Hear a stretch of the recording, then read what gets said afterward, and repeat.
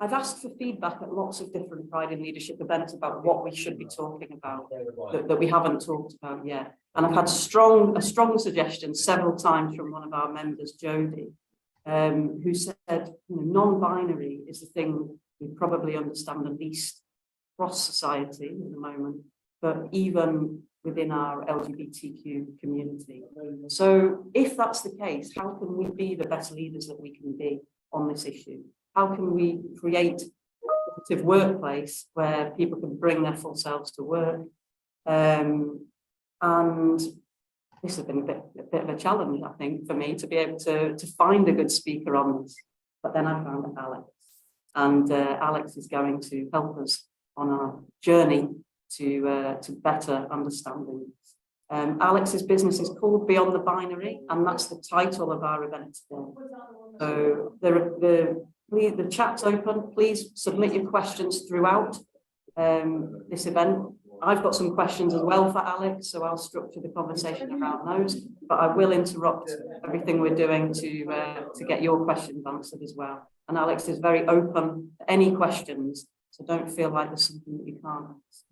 So Alex, over to you. I'll shut my trap now. Over to you. Could you kick us off by introducing yourself, just telling us a little bit about your history, your youth? Yes, of course. Yeah. So hello, everybody. Thank you so much for joining me. And thank you for Pride in Leadership for having me as a speaker. It's my absolute privilege and pleasure to be here with you all. So I am Alex Jay Lynam. I am founder of Beyond the Binary, that works with schools, companies, families and individuals around LGBTQIA plus inclusion. I do this through training, consultancy, and I do it through public speaking as well, because I solely believe in my heart that every single person should just be seen and heard unapologetically as they are. My story, my mission with Beyond the Binary, let's say, has been fueled through my own personal journey of self-discovery, and also from my background of being in leadership and being in management roles. It hasn't always kind of been sunshine and rainbows. I don't actually live in a castle, by the way. I was saying before, like, this isn't actually where I live, I'm just somewhere else. But my life hasn't always been like sunshine and rainbows. For a long time, I really struggled with my identity. I had declining mental health. I engaged in substance misuse to the point of being arrested by the time I was 22, and I had to kind of stand in front of a judge and like plead my case almost and say, I'm a really good person. I'm just super lost, and I don't really know what to do with myself right now. And in that pinnacle moment, let's say, the judge was like, you've got two options. You can either go to prison or you can go to rehabilitation. Now, prison isn't the life for me. I don't think I could live in a four-walled room.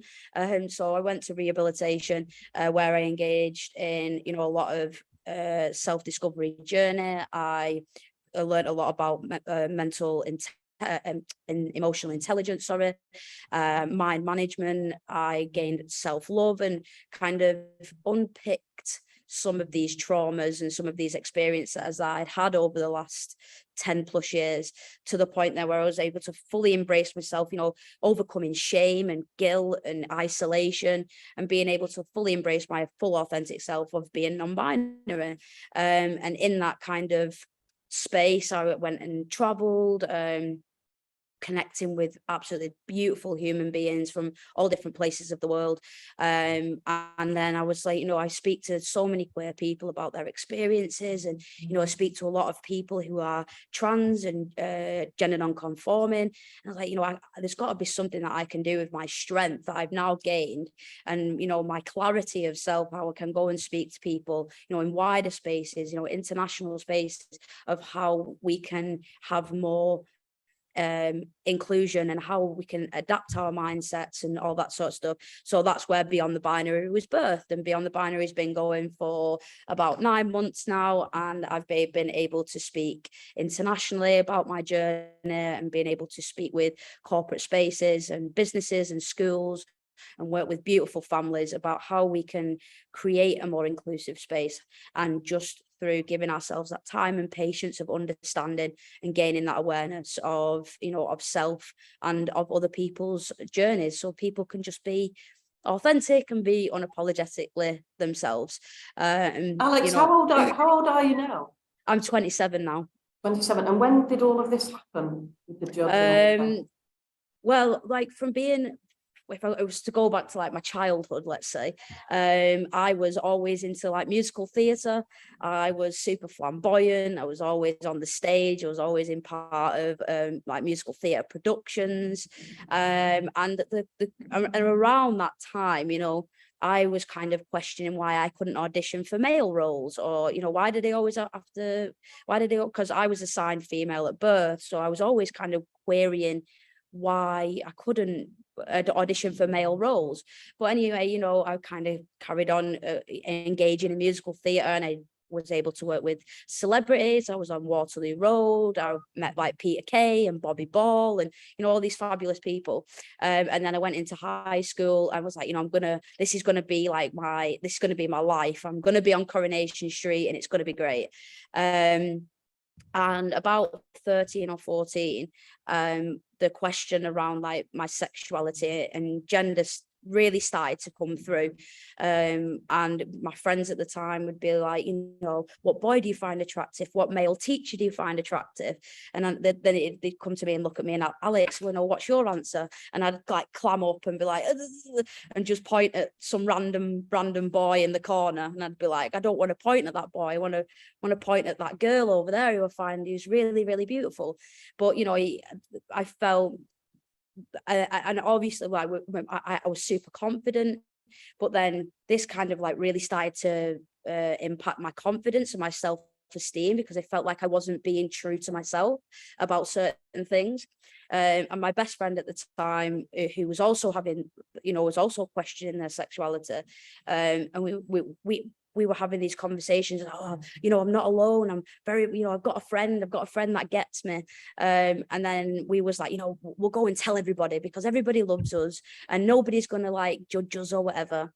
So we went and told like our friends about like being gay. And unfortunately, like, you know, the whispers started to happen in school. We became like the talk of the school almost. I started being bullied. I was physically assaulted in school. You know, got a lot of verbal homophobic remarks made at me. And when I went to like my teachers, because as well, like I was learning these words of transphobic and homophobic. So I was like Googling these words like frantically, or like trying to research what these words meant. And then I went to like my teachers at the time and was like, people are being homophobic towards me. People are being, you know, not being very nice. And my teachers would say, oh yeah, just ignore it, you'll be fine. And, you know, and in that, it was like, I don't have a support network. Like I don't have anybody that I'm able to reach out to. Like at the time, like my parents, like the relationship with my parents wasn't great, which then impacted, you know, on like me feeling very much isolated and feeling very much alone. And that kind of continued through my, you know, my last couple of years of high school. Went into college. I was like, okay, right, we're going to leave all that crap behind, and we're gonna carry on pursuing musical theatre. But because of how much like that had impacted on my mental health, and because of how much that had impacted, you know, my that had impacted like on my confidence, my self-esteem, you know, like everything, my anxiety levels were like through the roof. I was constantly worried, like if I go into a space and tell somebody that I'm gay, am I going to be judged for it? And I dropped out of college in the first year of me doing musical theatre, and then I lost a part of me. Like I really did lose an element of myself, and I had to let go of something that I love to do. And then entered into like the life of partying and trying to seek validation of people, trying to be a people pleaser, because I just didn't know who I was. But throughout this kind of journey, like things would be coming up around my gender, but I felt because my sexuality hadn't been accepted, to even start to open the questions around my gender, I felt like really shamed. I felt like very guilty. I felt almost embarrassed and disappointed in myself that I wasn't, you know, I felt like I wasn't normal. And I made myself believe like I was mentally ill, because I was questioning these constructs. I was questioning that I was, you know, like why does my brain not work like everybody else's?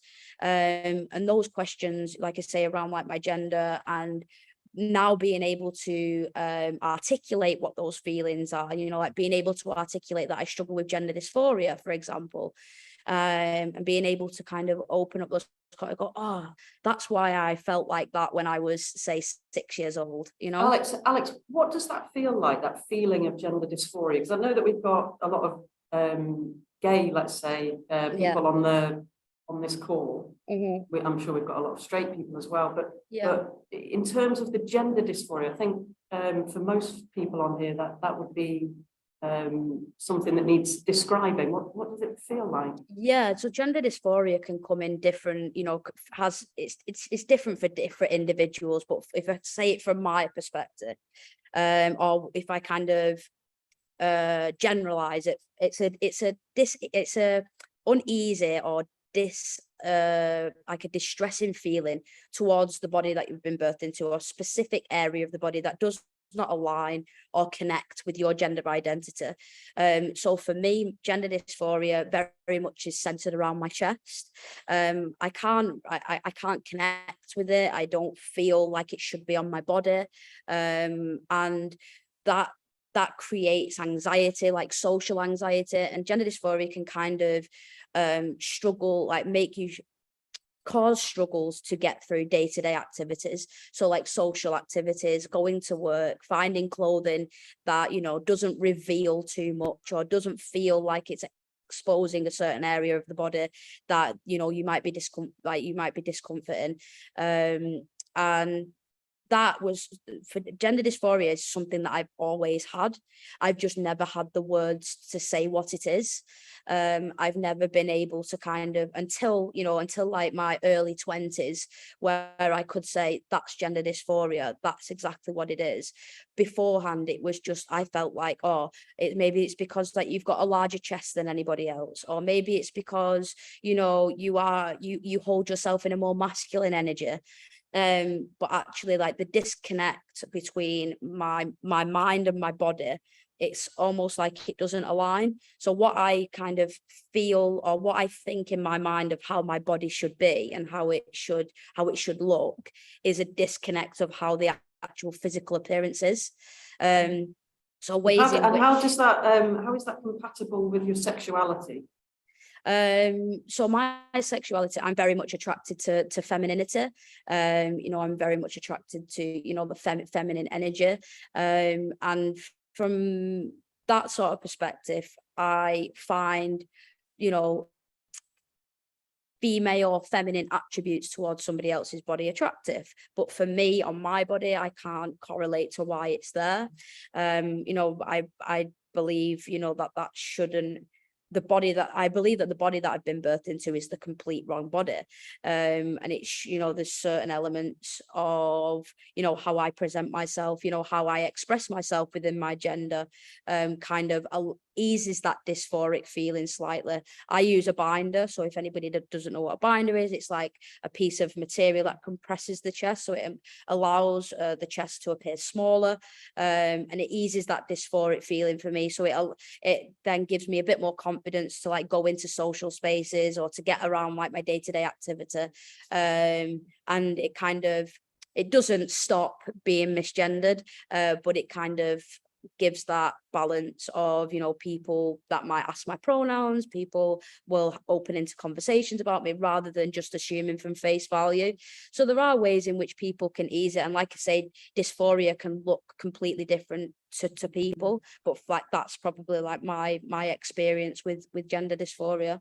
So just explain to us as well then, if you don't mind, non-binary itself. Where it's a relatively new term. For many people. What did you do before that term? Obviously, you said you were Googling things like homophobia and things like that. Obviously, for lots of us, when we were coming out, there wasn't Googling, so we didn't have that help. But in terms of discovering that word, and then how did you know that was the word that applied to you, other than rather than trans or something else? I think, well, as I was growing up, I identified as being cis female lesbian. And like I say, the suppression of my gender was something that was very much suppressed deep within me, because of like say the shame and feeling like that wasn't a normal feeling to be having. And then late teens, like about 18 or 17 or 18, the word transgender was kind of spoken about a bit more within my circle. And I was like, that I feel like that is maybe that's who I am, maybe that's what aligns. But even saying, like I'm transgender, it still didn't feel aligned to me. It didn't feel comfortable for me to say, I like I'm transgender. And it wasn't until, like late teens, like the word non-binary kind of came into my world, like almost. And as you do, like Googling stuff and researching and looking on YouTube and researching authors, Jamie Windust is one of my favorite authors. If you like to read, please read Jamie Windust's book, which is In Their Shoes. It's an absolutely brilliant book, and it's the story of their journey as being non-binary, and it's beautiful. Anyway, but that was a book that very much I studied it, I highlighted it, I was intrinsically in this book.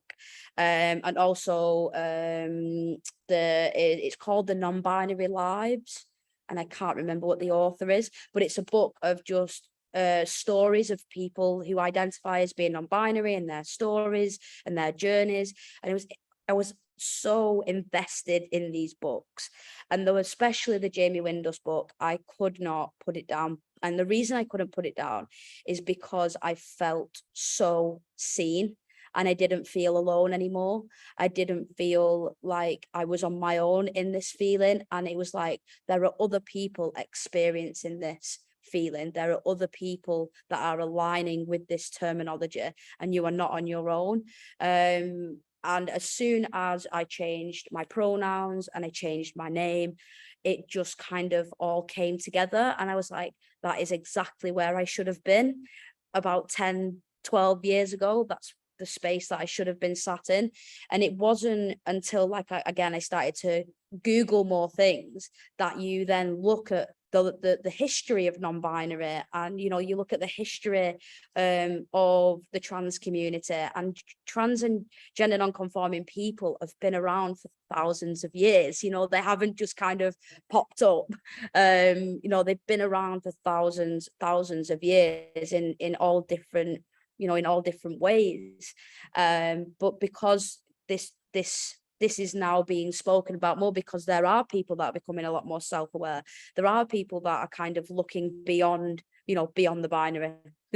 People are looking beyond that and seeing that there is more from this, there is more to somebody's human soul than just male or female, or or straight or gay. There's a lot more to people's center of soul, and it's only because now that this is becoming more of a spoken about term, let's say, that people are getting fearful of it, and because they don't understand it, because they don't have the awareness of it. But like I say, non-binary people have been around for thousands of years, and if you look through the history of it, and there are quite historical people, like in ancient Egyptian, and then you've got like Joan of Arc and all these people who were seen as being more masculine, more feminine, very neutral people in the way that they would dress, present themselves, their relationships. This has been around for a long time, but I also understand and validate that this conversation is a new one, and people do get scared about it, and people do get fearful about what it is and how it looks almost. So how do you? There's obviously a culture war going on at the moment, and there's a lot of negativity around these new pronouns, and non-binary, I think, is particularly confusing for people. Yeah. But it's being discussed as woke, a woke terminology. So it's almost like by creating these terms, we're encouraging kids to be non-binary. And I've even read people saying things like, well, everyone's non-binary now, it's just not cool to be gay, Yeah. or something like that. What's your response to that kind of conversation? I read something the other day, and I can't remember where I read it, and it put a smile on my face. And it was, if we stop telling our kids that they're not gay, it doesn't stop them from being gay. And I think it's the same thing, it's the same thing. And we can say to our young people, don't be gay, or but it's not going to stop them from being gay, because that is who they are. Like, that's their authentic self. And it's the same, with the trans community. It's the same with the gender non-conforming community. I think it's because this is now becoming a term, and people now have the language for it. It's going, how I feel, and it's stopping people from feeling so isolated, because I didn't have the term non-binary when I was, say, 13. If I had the resources and the support network for that when I was that age, I would have been non-binary at that age. I've always been non-binary, and it's finding it's also the self-development, and it's finding the right articulation and the words for how you feel. Because when you can't articulate it, it's using. But when you have the clarity of what that means to somebody, and I think, especially with young people, it's the self-awareness of the younger generations now is absolutely amazing. I've spoke with young people as the ages of 9, who were so self-aware of where they're at in their bodies, and I find that so empowering for them. And if they can connect with a term that allows them to feel in that way and allows them to be aligned in who they are, then allow that to happen. I think most of us really do get in, and I think human beings do it anyway. We get in our own way all the time, and that ego and that that mind really takes over. And sometimes we can become really judgmental and opinionated about things, where it's, if you just allow somebody to explore their self-discovery journey, and however which way that might be, but allowing it to be positive and smooth, then that terminology they might be using non-binary as a, I don't know. I don't know. I feel very neutral. I don't know whether I feel more male or more female. I'm just very neutral. But then, if they are being allowed a positive self-discovery journey, and we're nurturing their mental health, then maybe, in a couple of years, or even if it's a couple of days, couple of weeks, couple of years time, and they go, actually, this is my authentic self. At least they've been allowed that positive experience of having that self-discovery journey in a smooth and positive way, so my opinion is, if young people are saying that they're non-binary, then you validate it and you respect it, and then if they come to you and say anything otherwise, then you respect and you validate that as well, because it's their journey, it's not your journey. And we're in our own journey. Young people are in their own journey, and it's how we navigate that, so then we can help bridge the gap for declining mental health for the queer community, because factually the queer community struggle with mental health more than anybody else.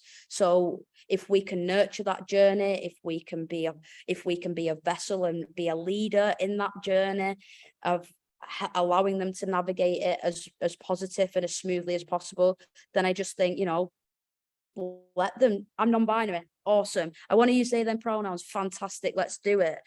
And you embed that, and it's creating that validation, it's giving that respect. And if there is fluidity in that, and then they go, actually, I'd really like to use he, him pronouns, or like to use she, her pronouns, or actually, like, I feel like I feel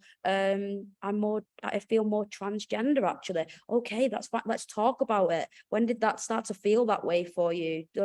What support can I do? What can I do to help you on this journey? It's just nurturing it rather than dismissing it. That is the important factor, especially with, even for adults that are going through self-discovery journeys now.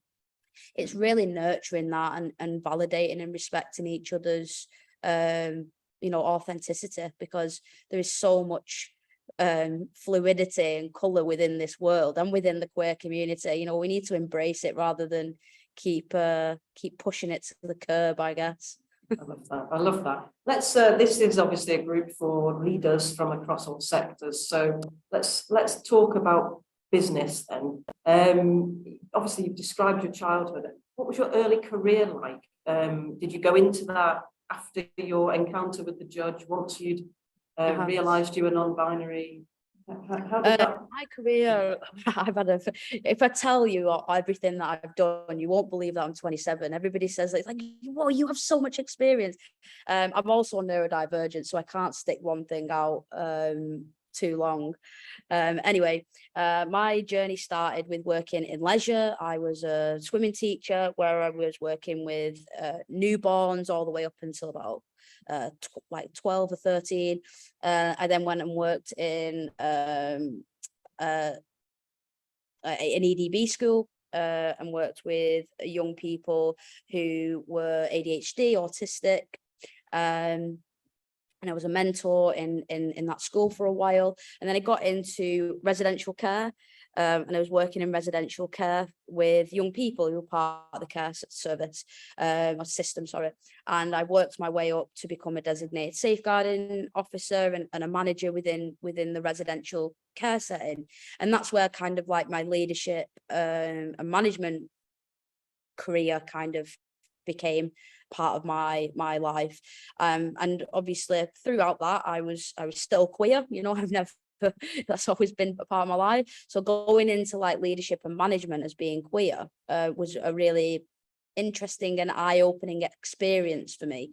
And seeing how, the higher you get, it becomes more corporate and becomes more formal, and it becomes, that work culture can almost change slightly. And actually seeing from like a HR perspective how we're reflecting, how we are reflecting equality and diversity work community and all that sort of stuff. So it was really interesting working through that. And then when I came out of rehabilitation, I went back into residential care and continued along my leadership and management journey there. But I don't know whether it was the rehabilitation program that I was on, but something just kind of flicked in my mind, and I was like, there's so much more that leaders can be doing around inclusion and around bringing this information and awareness to young people, because I was working with young people who were going through this self-discovery journey or who were identifying in the LGBT community. So there's so much more that we could be doing for these young people, and so much more that we could be doing for employees or through recruitment and stuff, which is why now as part of the work that I do, I speak a lot about policy and procedure and reflecting like legislation and HR and documentation, and making sure that we're reflecting everybody's identities rather than it just being a male and female tick box exercise.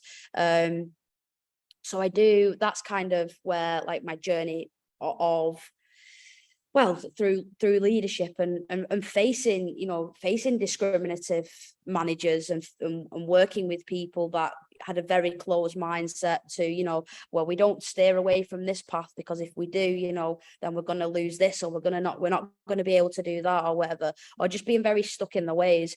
So yeah, that's kind of how my career has kind of gone over the last couple of years. But like, what I do now is kind of come from that leadership and management directorate, I would say. Yeah, tell us about your business.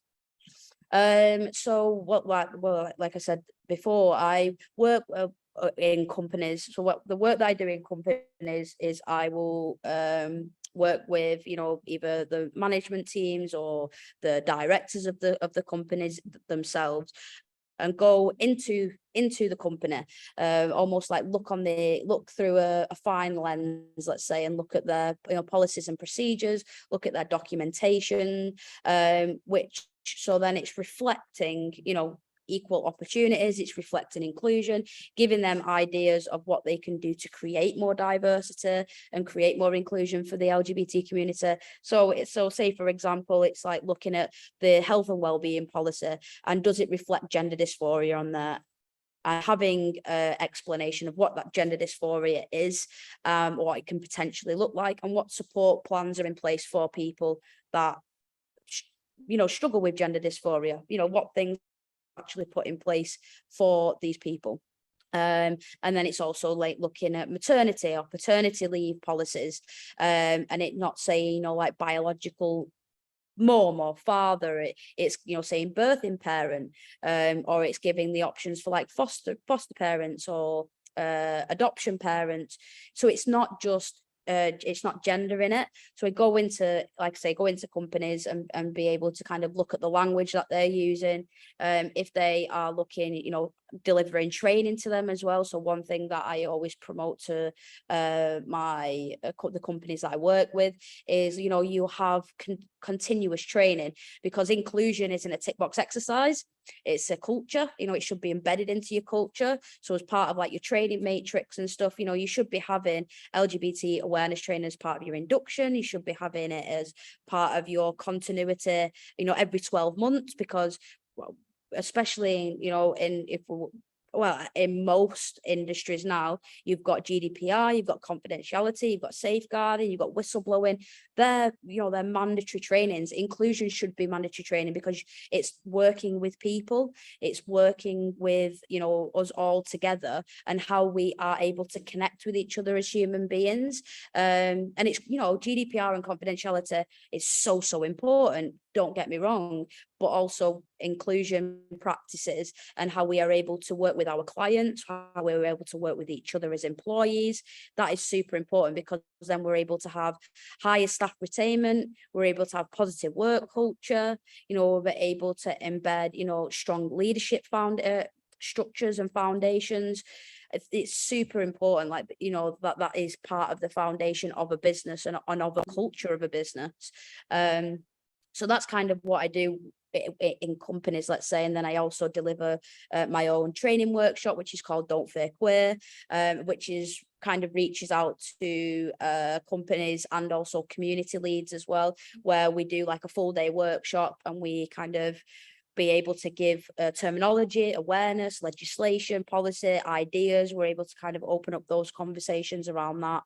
And then I'll obviously work with some schools as well, where I'll deliver like assembly talks, or I'll go and actually work with the school itself. And again, looking at policies, looking at procedures, what they're doing, being able to work with like the pastoral support teams, and also being able to work with the young people as well, which is the absolute priority of why I'm there. Yeah, sure. But I do enjoy working with like SLT as well, and it's really interesting learning about the different barriers that they face in schools, and I find that quite interesting.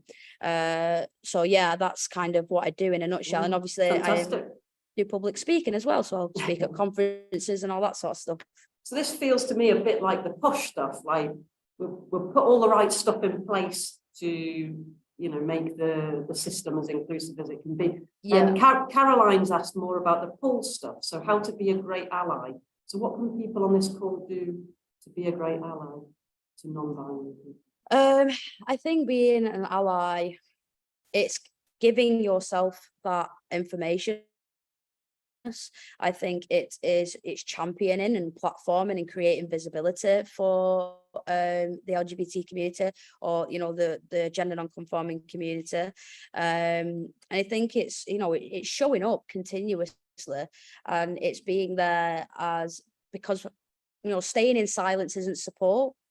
It's just sitting in silence, and that some people think, well, I'm not being homophobic, I'm not being transphobic, I'm not saying anything. Yeah, but you're staying in silence. So if you're seeing something happen, you need to be there as hands at their back, linked arms, ready to kind of champion them and be a part of that, because that is super important that we're able to come together and unite together. And I think also from like an ally perspective as well, it's it's being a leader and it's being a role model. Like anybody can be a leader, and anybody can, anybody can set an example and be a role model within that. And again, it's like community specific events, attending community specific events, be involved, learn from lived experiences, like obviously I'm here with you all today, you're learning from my lived experiences, but keep going and doing that, keep learning and about lived experiences of of non-binary people or of gender non-conforming people, and gain as much awareness as you possibly can. And in your in your workspaces, or in the spaces that you take up, think about the things that you could be doing to ease that dysphoric feeling, or to kind of ease the level of potential discrimination or homophobia. Be aware of what pronoun development is, be aware of language adaptments or moving away from gender binary language, being aware of all these things, but it has building blocks that creates being a full and true ally. But it is showing up, it is putting that hard work in and being able to show up for other people, especially from marginalized groups, in general. It really is like showing up and being there to champion them, and championing their stories and their experiences. Because the thing is as well, you might never understand someone's lived experience, because it's their lived experience, but you can respect and you can validate that lived experience. And I think being, having that true, and also like having the right intention behind what you do, and having the right intention of showing up. Are you showing up because you don't want backlash, or are you showing up because you intrinsically believe that everybody should be seen as as individuals, as as themselves? So yeah, I think it's questioning that, like, what are your intentions and what are you showing up for? But yeah, from an ally perspective, visibility, training, awareness, and being there with the hands at your back, ready to pick them up when they fall. I think one of the sort of barriers for people is that they are a bit anxious, a bit nervous about making a mistake, about accidentally using the wrong pronouns, for example, about causing offence or distress to a colleague, somebody you like, someone you see as a friend. And so instead, they don't do anything. And actually, that's to protect themselves. So how do we overcome that barrier? How do we build confidence? I always say to people, I give you all full permission to get things wrong so that we can get things right. Because the only way that we can get things wrong to get things right, that's how we move forward. And quite rightly so, the LGBT community holds righteous anger. And very, very rightly so, that there is that righteous anger within the community, because there has been so much hate, discrimination, hardship of being able to come through and just be able to go through life, and there is very much that people need to be aware of that is an entitlement to the LGBT community, that there is that righteous anger. However, it is being consistent, and it's taking accountability, and it's gaining as much awareness as you possibly can around the community itself, because what you are effectively doing by getting that awareness, by being consistent with the awareness, and by taking accountability that when you do mess up, it is okay to mess up, but be accountable for it, and just making those changes. There is people still within my space that use the wrong pronouns. And immediately, when they use the wrong pronouns, they like freeze. And I'm like, it's fine, like, don't worry about it. And they correct themselves, and then we move forward, But there's a very fine line between taking accountability and making that change, but then if that change is not happening, and then it almost becomes ignorance. So it's really important that when you are doing that, when you say, making a mistake with someone's pronouns, for example, or you might use somebody's dead name, for example. It's taking that accountability to go, oh, I'm really sorry, and correcting yourself, but being consistent with that. Don't think, oh, I've messed up once, so I'm not even gonna bother trying, because then it becomes ignorance and it becomes harmful. So it is just kind of thinking about it, that it's okay to mess up, as long as you are being consistent, you are taking accountability, and you are gaining as much awareness as you possibly can, and showing up to, community specific events, and in putting that within your day-to-day wording. I was speaking to another another webinar like this the other day, and they say, well, how can you just, if you're not around it all the time, how do you just put it into your language? And I was like, okay, prime example, you're at the supermarket and you're with a small human, or you're with people or whatever, and there's somebody in front of you, and you go, oh, we need to queue up behind that man. Instead of you saying man, use person or use human. You could really start to put that into your everyday language just by that. Like when you are, I don't know, if you're going for a meal, and you're ordering a pint, or you're ordering a soft drink or whatever, instead of assuming whoever's behind the bar is male or female, refer to them in a neutral way. So use neutral pronouns, use a neutral, standard of language. So, oh, this person is serving me a drink, they're getting me this, this, and this. So you're not just assuming from face value. You can really start to put these into your everyday language. But again, it is being consistent, and it's being accountable to do it. And that is probably, the biggest thing. But even though that the conversation around, gender non-conforming and pronouns and all this sort of stuff, it can be scary, and it can put you on the back foot of going, I don't know what this is. And that's okay. Give yourself that time and patience, but you need to be gaining that awareness, and you need to be showing up so we can make those changes. Because if you don't make those changes, then you're having a negative impact on people's mental health. You are excluding people, and you're not allowing people to just be going through their life in a fulfilled and joyful way, when people have deserve that and have that right to be able to live those full lives as whichever way possible. So yeah, I would be kind to yourself, but also know within your mind that it's your responsibility, it's your accountability, it's your consistency that lies solely in how we all move forward, and how we are able to embrace more people. That's a very articulate answer to Was my it question. articulate? I think, yeah, I think so. I really do. I want to open up this discussion to the group, but I'm aware that people might feel anxious speaking in the group. So if you'd rather put your questions into the chat, then please do. But if anyone has a question that they would like to ask directly to Alex, if you'd like to put your hand up, I'll put onto the gallery view. We've had a question from Tina already that's very specifically about binding in the heat. How do you do it well, Alex? Sorry, I'm just reading. Do you have any advice for binding in the heat? A couple of our members have been really struggling. Yeah. Oh, I feel that. I really do. Obviously with binding, make sure that they're doing it safely, and they're using, approved and the right sort of stuff to be doing that with.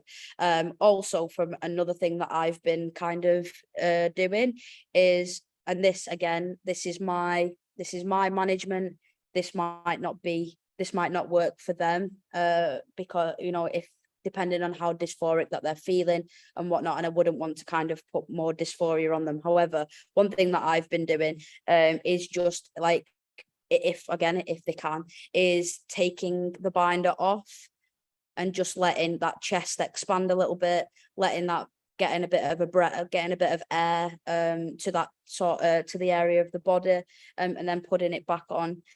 And also if they can, I've got one of my friends runs a binder scheme, because I know that binders can be super expensive.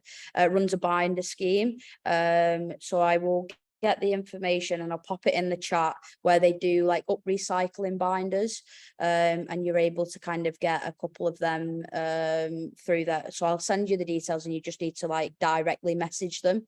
And I think you donate like a couple of quid and they just send you it. They are used binders, however, they are like up recycled and washed and, you know, all that sort of stuff. But if they can get, say, a looser binder, so if they've got like I don't know, if they say, for instance, they've got a large binder, maybe get like an XL, like an extra large one for the heat. So then they're still able to kind of, because I know, obviously, I know because I use one, that it can, especially in the heat, it's harder to kind of get that breath in, and you know, and it can get a bit uncomfortable and a bit irritating. So maybe just try again, depending on how they're feeling, maybe, you know, intermittently changing them, or get a larger one. Alex, we've just got a clarification question from Lena, who's asked, what is a binder? Here we go. Where are we looking? Oh yeah. So yeah, so a binder is like a piece of material that goes over the chest and it compresses the chest, so it gives you a flatter chest. It allows you to have a flatter chest. So like for me, it like compresses it from the back to the front, and then it gives you like an appearance of a flatter chest. Tina as well, trans tape is a good shout as well. I think somebody else has just popped that in there. Trans tape. We've got Harry who's put his hand up, so Harry, could you come off mute? Hello, I will. Hello, nice to meet you, Alex. Hi, Harry, you all right? I'm neurodivergent as well. My question is, are you like open about your neurodivergency when you are in those kind of spaces, and how do you sort of handle being neurodivergent and sort of taking care of yourself in those ways as well? Yeah, that's a really good question. Thank you for asking. I'm very open about being neurodivergent. That has only come in probably the last 18 months, maybe, because I was very conflicted with myself of saying that I was neurodivergent. But it's helped me kind of vocalizing it. You know, I'm neurodivergent and very much owning the way that I strategize, owning, you know, the needs that need to be met.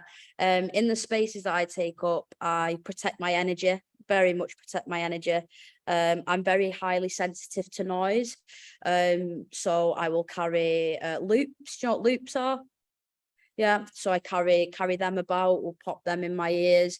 If I'm in like a conference space, or if I'm in larger spaces, I'm very much have like a cut-off point and be like, right, I'm going to tap out, I'm going to go and sit in a quiet space, because it allows me to regulate better.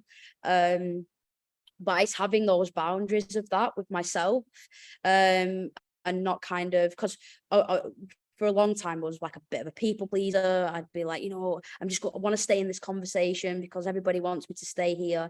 But I'm very much having those boundaries with myself and saying, you know, I need to do this to meet my needs. I need to do this to allow this to happen. That has allowed me to find strategy and structure throughout like my day-to-day.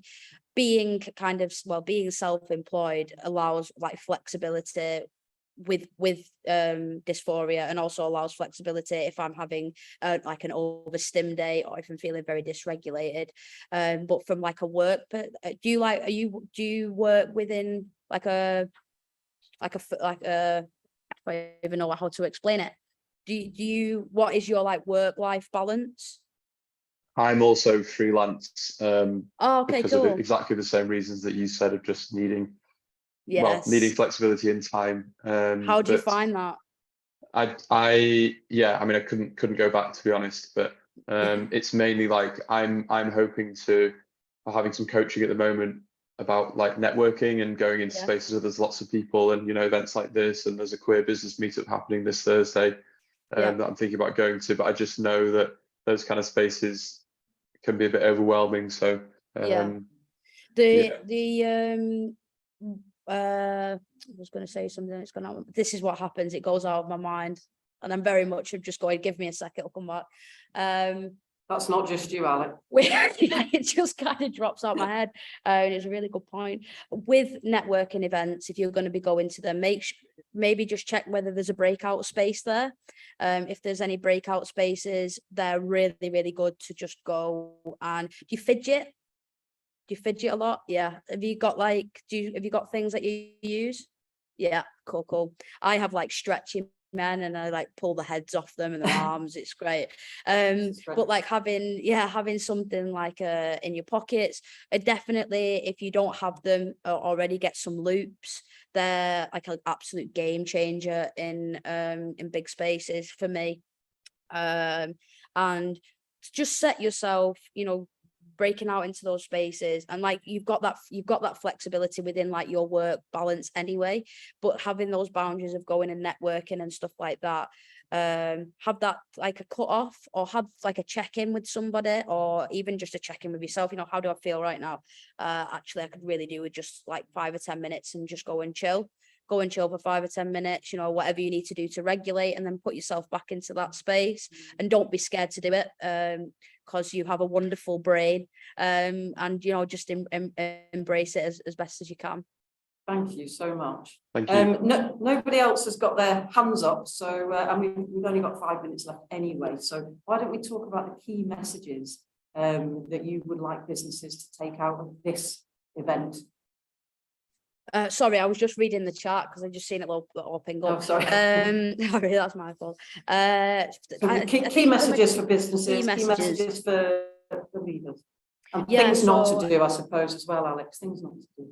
I think key messages being, what is your intention? So as leaders, as people that are, within that the workspace and all that sort of stuff, what is your intention around inclusion? Ask yourself that question, sit with it for a bit. If you want to make a note of that question now, and sit with it and think about what is your intention around inclusion. And if it comes up that it's, I just need to do it to tick a box, then please revisit that and look at it from a different perspective. Look at it of what you can do to help create more visibility for people. And it's looking at the pillars, of inclusion, take away the pillars of what that is. So it's like create a sense of belonging, having the voices heard, valued, validation, all of those things, equality of being. Think about the pillars of inclusion and what can you do, even if it is just a small step, to create a massive ripple effect within the setting that you are.